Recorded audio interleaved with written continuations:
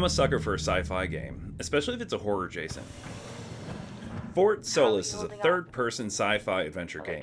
In it, you play as Jack, sent to investigate an alarm call at a remote mining base on Mars. Once there, it's clear that something isn't right. You have to figure out what happened at Fort Solis through exploration and the time-tested method of collecting emails and video logs to fill in narrative blanks.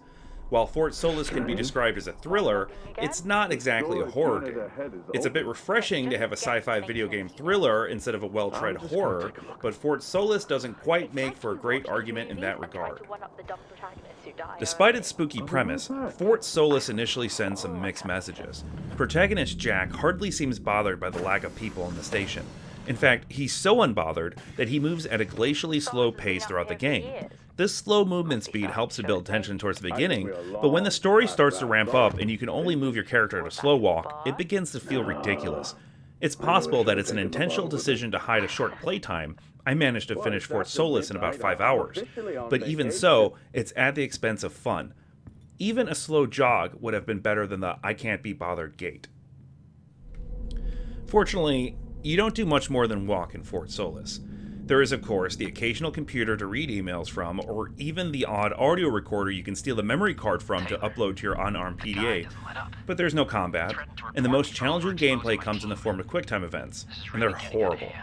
The QuickTime events don't seem to have any immediate effect if you fail, surprisingly. The story will play out exactly how it would one way or another. As far as I can tell, the ending may be affected by your QuickTime prowess, but I didn't do enough experimentation to be able to say for sure. Fort Solis is a pretty by-the-numbers thriller. Explore, watch video logs, and eventually you'll gain access to more parts of the mining base. It took about an hour or two of playtime before Jack started to get excited about what he was finding, and that was already some time after finding a pool of blood on the ground. I guess my point is, Jack does little to sell the tension. However, the voice in his ear, for some of the game, is Jessica, and while she does emote a little more in line with what you'd expect, there's not really much for even Jessica to get scared about. While Fort Solis shies away from the alien or supernatural for its horror, I wish it hadn't. It definitely does not capitalize well on its premise, beyond some creepy and some hammy line deliveries by Troy Baker.